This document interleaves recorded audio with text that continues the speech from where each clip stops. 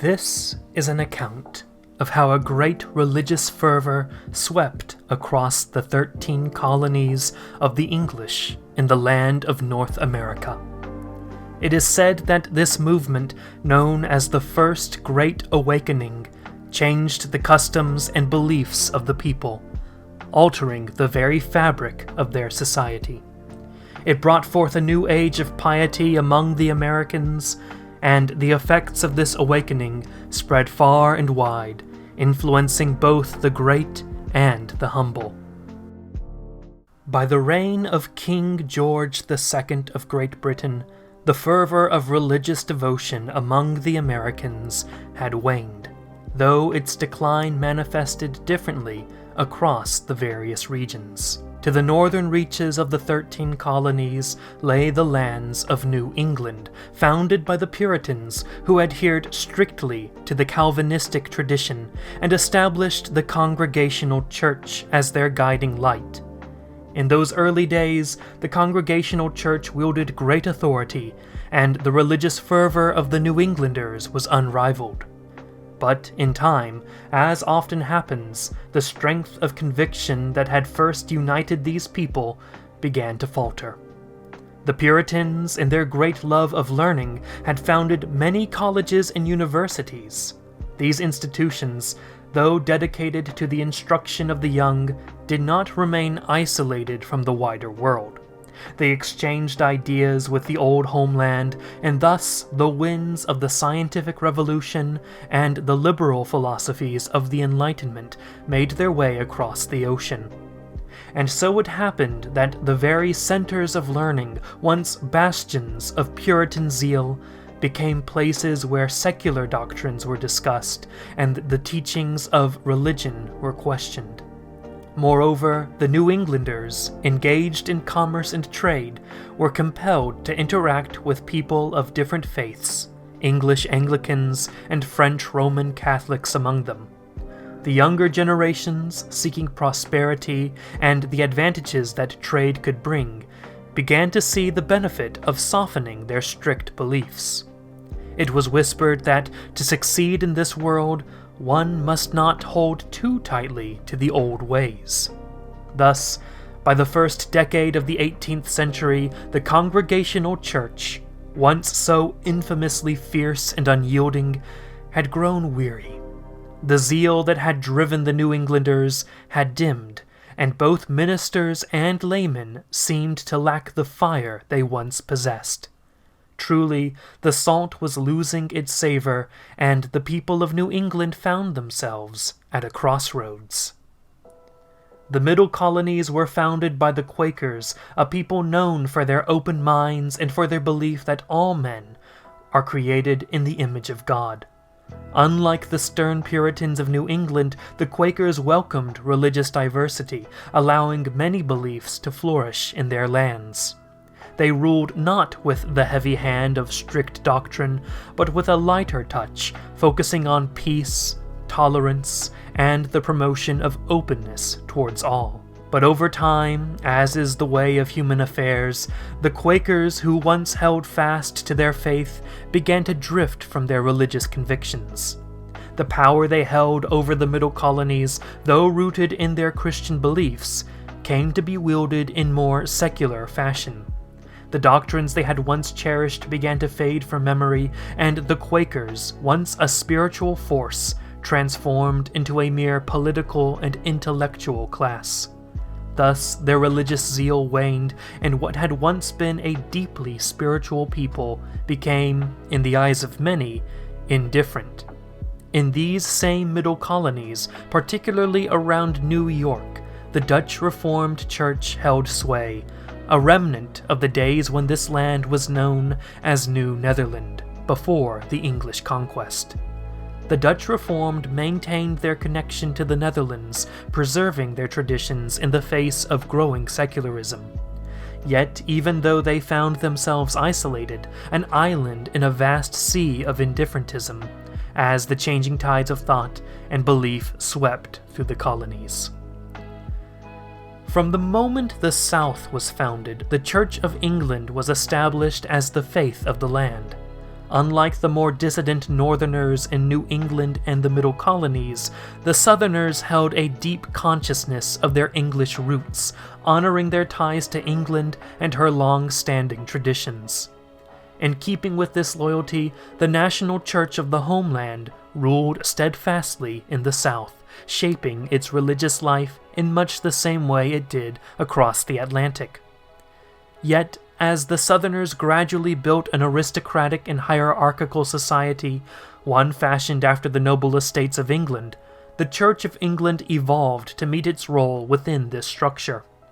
It was chiefly the planter class, the aristocracy of the land, who attended its services with any regularity. The middle class of the South, aspiring to join the ranks of the aristocrats, also attended from time to time, though their visits were far less consistent. In the back country, however, things took a different shape. The people who lived there were mostly Scotch-Irish, and while some adhered to the Church of England in their identification as being of North English stock, others held to the Presbyterian faith, the faith of their Scottish lowlander ancestors. But whether Anglican or Presbyterian, the backcountry folk held to a more mystical form of religion, one rooted in the trials and hardships of their daily lives and with a spiritual continuity with the old ways of the Celts. They often called upon the Lord, but their faith was less bound by the creeds and hierarchies that structured the religion of the planters. The backcountry yeomen, living a simpler and more rugged life, accepted their lot with faith in God and providence, and though they sought divine favor, they showed little interest in the formal doctrines of the organized church. Such was the religious and social climate that prevailed in the various lands of the 13 colonies during the early years of King George's reign.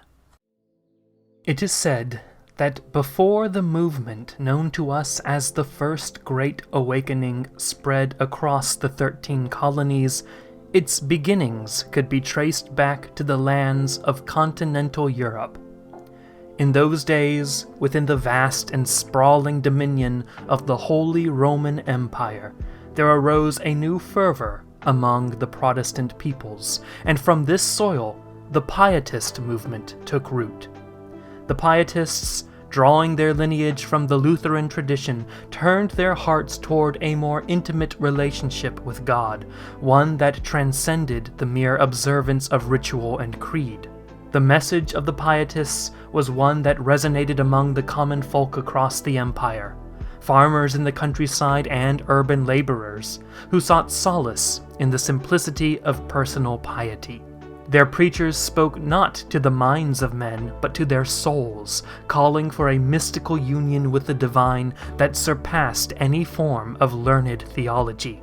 In their gatherings, the emotions of the people were stirred, their spirits drawn toward a deeper sense of devotion, for it was not the correctness of one's belief that mattered, but the sincerity of one's heart and the purity of one's actions.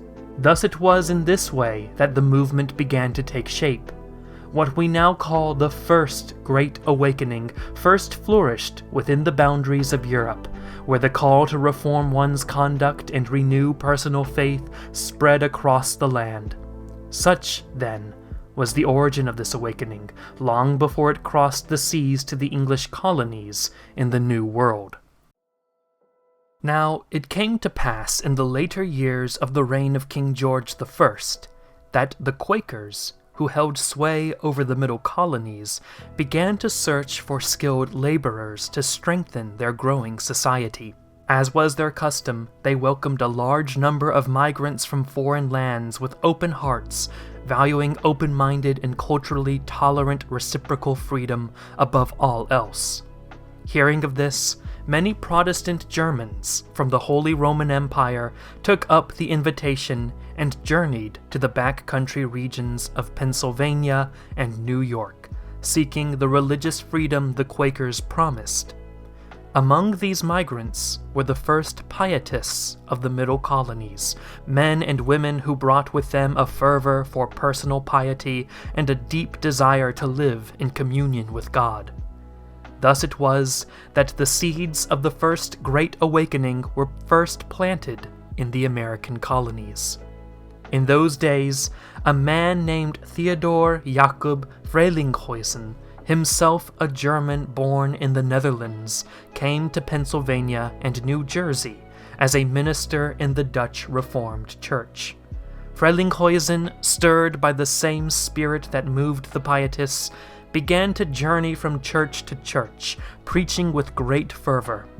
His sermons were full of rousing and emotional passion, calling upon the German settlers to awaken from spiritual slumber and embrace the urgency of salvation, and to spread the word to their American neighbors, with whom they shared the colonies. Many were moved by his words, and they in turn spread this message of revival throughout the land. Around a decade later, there arose in the Middle Colonies a certain William Tennant, a Presbyterian of Scottish descent, who had crossed the seas to seek a new life in the Middle Colonies. Along with his son Gilbert, Tennant took up the methods of Frelinghuysen and preached with equal passion among the Scotch-Irish who had settled the back country. With the rise of the Tennants, an American-born Pietist movement had formed. Through their efforts, the spirit of revival grew stronger, and soon the awakening of faith spread northward into the region of New England, where it would leave a lasting mark. Now there was in the land of New England a man named Jonathan Edwards, a minister in the Congregational Church. He was famed for both the brilliance of his mind and the depth of his religious fervor. It is said that Edwards in his youth studied at the colleges of his land, and notably at Yale University, where the newest ideas from England and the continent of Europe were taught. There, Edward learned of the discoveries of the scientific revolution and the doctrines of the Enlightenment, which were spreading across Western civilization. Though impressed by certain ideas, especially John Locke's teaching on the value of the individual and the power of reason, Edwards also saw how enlightened liberalism was weakening the faith of his people. His heart was troubled to see the religious zeal of his Puritan ancestors fading, and he resolved to rekindle that fire. Word reached Edwards of a great revival that had begun in the Middle Colonies, brought about by men like William Tennant and his son Gilbert. Stirred by their example, Edwards sought to bring the same spirit of revival to the Congregational Church in New England. He was a man of remarkable talent, a preacher of great eloquence, who could weave both logic and emotion into his sermons, using his vivid imagination to paint pictures of both heaven and hell that gripped the souls of his listeners. His piety, too, was evident, and those who heard him preach said there was something almost otherworldly in his demeanor, as though he walked closer to God than other men. In the 7th year of the reign of King George II, Edwards began his work in the town of Northampton, Massachusetts. There, in that place, he set about reviving the old Puritan faith, and it was here that the Great Awakening began to take root in the Congregational Church of New England, and through all of the Connecticut River Valley. Edwards' staunchly conservative mission was clear: to fight against the rising tide of liberalism and enlightened thought, which he believed was eroding the foundations of faith. Though he had learned much from the Enlightenment, Edwards' heart was set on restoring the strict Calvinism of his forefathers, though at times utilizing more radical means of preaching, using Enlightenment rhetorical principles against the ideology itself had wrought. Edwards' aims were intrinsically counter-Enlightenment in nature. It was Edwards who famously preached that men and women were helpless before the power of God, and their salvation depended entirely on divine grace. In his 1741 sermon, "Sinners in the Hands of an Angry God," Edwards declared, "There is hell's wide gaping mouth open, and you have nothing to stand upon, nor anything to take hold of. There is nothing between you and hell but the air. 'Tis only the power and mere pleasure of God that holds you up." Upon hearing such words, the people were struck with fear. An observer who witnessed one of these sermons reported, "There was a great moaning and crying through the whole house. What shall I do to be saved? Oh, I am going to hell." Thus did Edwards return to the old Puritan ways, describing in terrible detail the torments that awaited the damned, and many who heard him were gripped with terror. For Edwards, the path to salvation he called conversion began with a psychological awakening, a realization of one's sinful state and unworthiness before God. This fear of hell then gave way to the next stage, where the soul became aware of God's mercy and forgiveness. Those who experienced this conversion were filled with peace and joy, crying out in thanks to the Lord. And so, the first Great Awakening spread through the colonies, beginning with Edward's revival in the 1730s. In the days when Jonathan Edwards was laboring to restore the faith of the New Englanders, there arose in the town of Gloucester in England a man named George Whitefield, whose fame would soon spread across the seas. It was said of Whitefield that he was a striking figure, slender and youthful, and many who saw him claimed he appeared almost angelic, as though touched by divine authority. Though Whitefield had read the works of the German pietists and admired the efforts of Edwards and the Tenants, he was most deeply inspired by John Wesley, the founder of the Methodists, whose fervent message of salvation through personal conversion gripped his heart. In the year 1739, Whitefield resolved to carry this message to the distant colonies across the Atlantic. Unlike Edwards, Whitefield was not a man of the intellect, nor did he labor over theological matters with the same care. Instead, he sought to move the hearts of men through great emotional power, and wherever he went, he spoke with fiery passion, calling all who would listen to repent of their sins and seek the grace of God. Whitefield's preaching was marked by grand gestures and a voice that could carry far, and rather than addressing small congregations, he aimed to gather the largest crowds possible. From Georgia in the south to Massachusetts in the north, he traveled tirelessly, carrying his message to all the lands of the 13 colonies.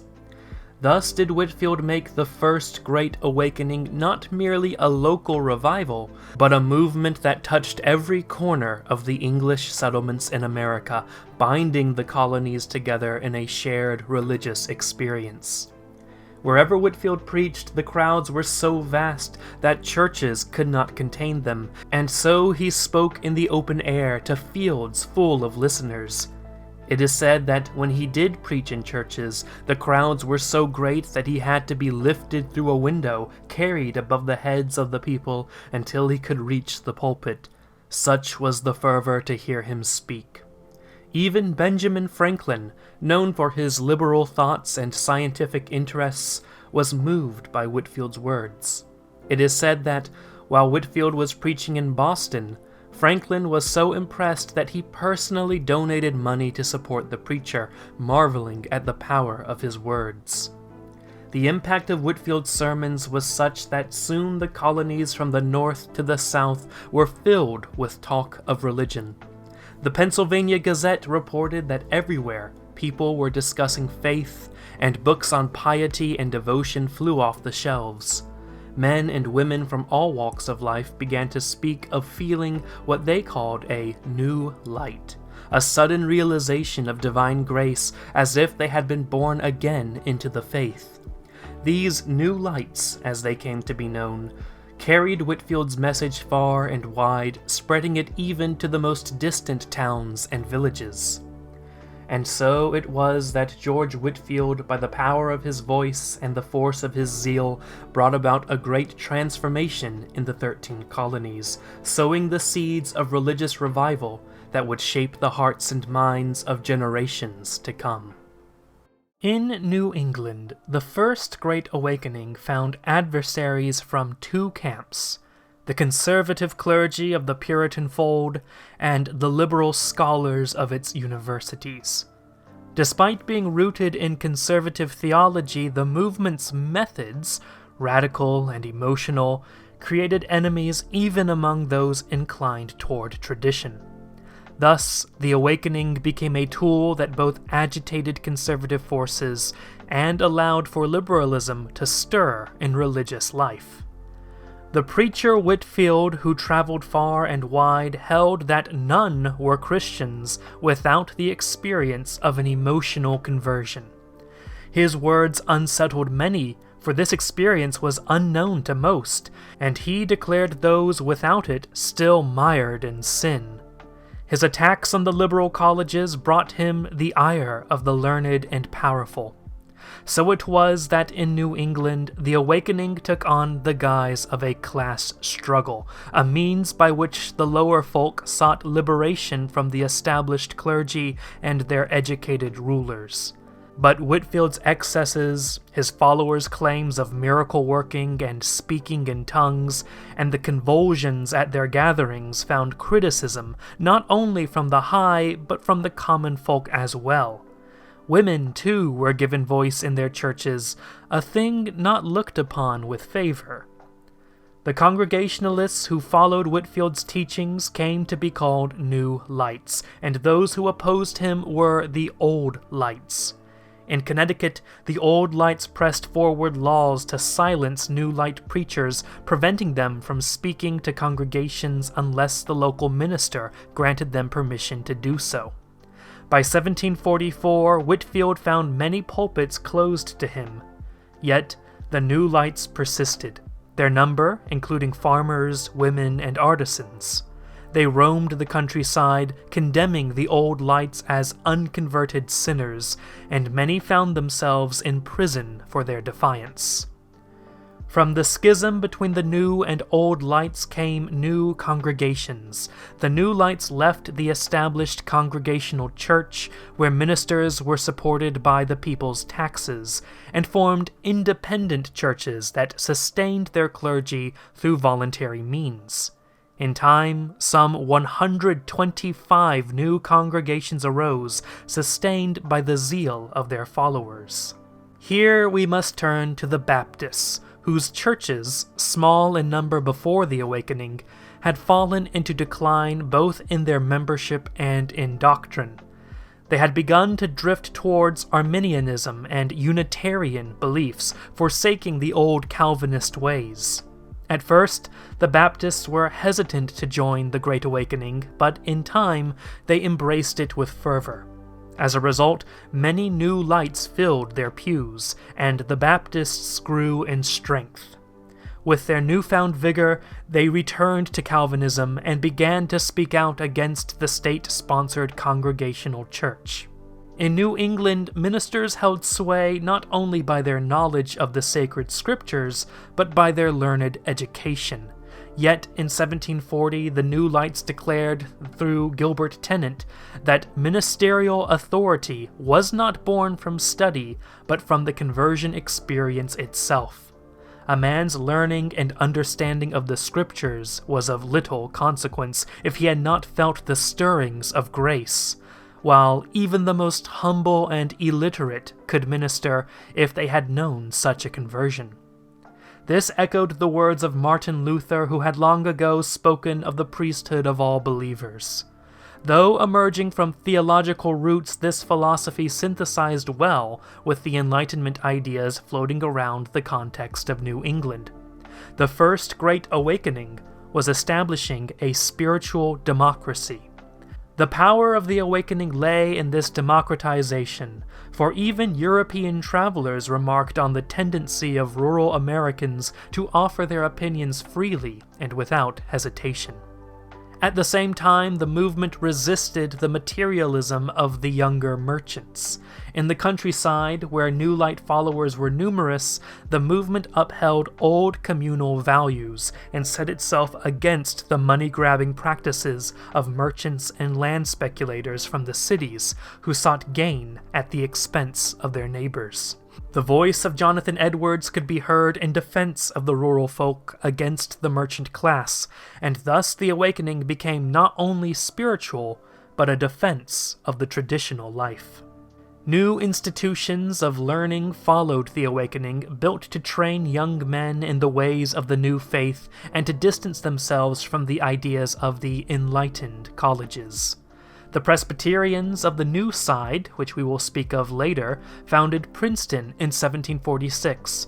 The Great Awakening Anglicans established King's College in 1754, the Baptists created Brown in 1764, and the Dutch Reformed formed Rutgers. In the wake of the awakening, the renewal of religious fervor in New England brought with it a revival of anti-Roman Catholic sentiment. Jesuit missionaries among the northern tribes had long been a thorn in the side of New England's settlers, and now, as Indian raids renewed, the people of New England looked towards these Roman Catholic priests as instigators of violence. Meanwhile, the Presbyterians too found themselves divided by the awakening, splitting into Old Side and New Side factions. For 17 years, from 1741 to 1758, the Presbyterians held their differences in separate synods, though by the latter year a compromise had been reached and unity was restored. That even the Presbyterians, who had the most effective intercolonial organization of all the American Protestants, were divided by the awakening, speaks to the movement's deep and lasting impact. Now, it is said that in the Middle Colonies, the people were diverse in their beliefs, and the religious movements that swept through the land did not leave all men equally stirred. For we must consider three forces at play, and the manner in which the Great Awakening touched each one differently. Indeed, the effects of this movement were curious and unexpected, for though it was born from conservative roots, it led in many cases to the rise of liberalism in the region. Such are the ways of human affairs, that what begins in one spirit often ends in another. The first group to consider are the Scotch-Irish Presbyterians, who had made their home in the back country, in places like Pennsylvania. These people were sturdy and independent, having come from lands of hardship and struggle. The Great Awakening, when it reached them, brought about changes much like those seen in New England, for the Presbyterians in both regions were divided along the lines of which we have spoken earlier. Now, the Quakers of the Middle Colonies, though numerous, were little moved by this wave of revivalism. These people, known for their quiet piety, did not embrace the emotionalism that was the hallmark of the Great Awakening. Their worship was still contemplative, centered on the inner light they believed all men carried within. And so they remained apart from the tumult of the revivals, watching as others were swept up in the fervor, yet not joining in themselves. It was said that their calm demeanor did not mix well with the passionate outbursts of the revivalists, and so the Quakers held their ground. Elsewhere, the Dutch Reformed Church also was touched by the movement, but in a different manner.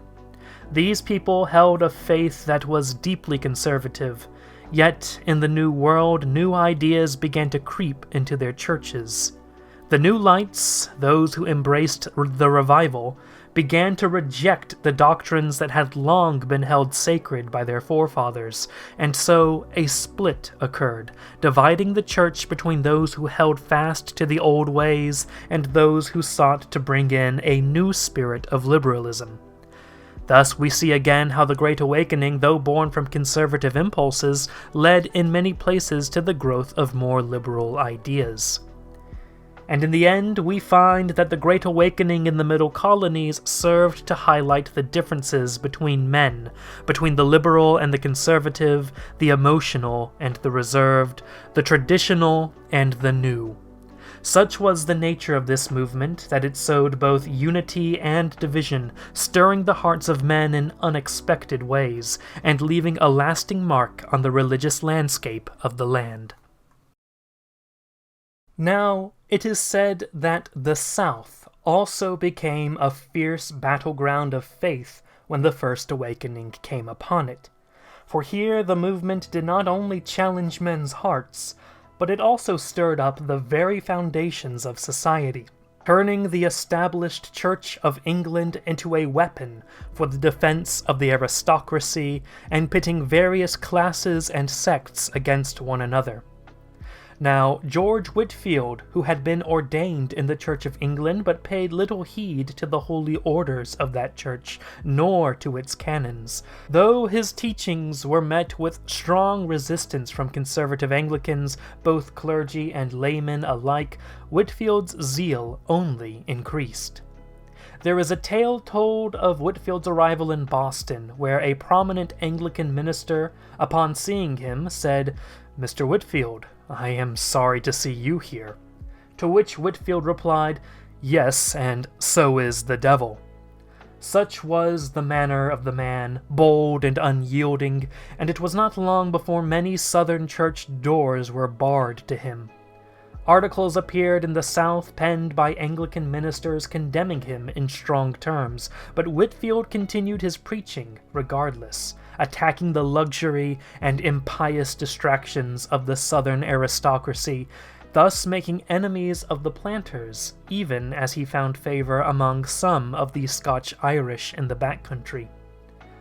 Now it should be understood that the aristocracy of the South, though displeased with Whitefield, did not find themselves in open conflict with the lower classes as a whole, for only some of the Scotch-Irish had harbored their own grievances against the Southern gentry. And while Whitefield railed against the entertainments of the rich, he found that the Church of England in the South faced other troubles as well.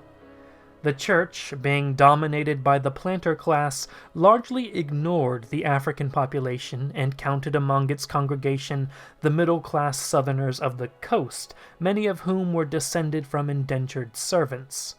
The Scotch-Irish attended irregularly, preferring their own ways rooted in the old Celtic traditions, unless they were Presbyterians, in which case they would not attend an Anglican church at all.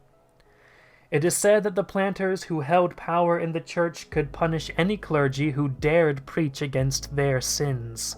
This state of affairs troubled many, and in 1743 a man named Samuel Morris, a bricklayer of the middle class in Virginia, came across Whitefield's sermons and found in them a deeper spiritual truth. He led a group of Anglicans out of the church, seeking a more mystical experience, and soon invited new side Presbyterian ministers from the north to their meetings. Revivals broke out among the Tidewater Southerners, their enthusiasm fed by both the Scotch-Irish Presbyterianism and the New Light Methodism spreading from the north. But this division within the South threatened the authority of the Virginian gentry, and the rise of religious pluralism jeopardized the church's tax-supported status. Governor William Gooch, an aristocrat from East Anglia, denounced the new side faith as deluded, and the Anglican justices closed the meeting houses of the Presbyterians. Despite this, many poor and middle-class families, especially those who found Presbyterian sermons uninspiring, remained Anglican, though the Baptists from New England soon made inroads among them. By the 1760s, the Baptists from the North, with their humanitarian spirit, reached out to the poor people of the South, preaching a democratic and enthusiastic message that resonated with those weary of the planters' dominance. Thousands of Southerners became Baptists, drawn to their call for born-again experiences. The Baptists even welcomed the slaves, in line with how Whitefield, in his earlier journeys to the South, had encouraged the planters to bring their slaves to his sermons. But in those days, the Southern middle class turned against Whitefield, and the social order of the region was put at risk, and besides the point, the African slaves preferred their own native faiths from their homelands. But by the 1760s, American-born Africans in Virginia became more receptive to the Baptist message, which preached the equality of all men in the eyes of God. The House of Burgesses, however, did not share this view and imposed fines on Baptist preachers who spoke to slaves without their owners' permission. The Baptists, it is said, opposed the social hierarchy and addressed all men and women as brothers and sisters, thus challenging the established order of the planters. They also carried with them a Puritan streak, condemning games, drinking, dancing, and frivolities on the Sabbath.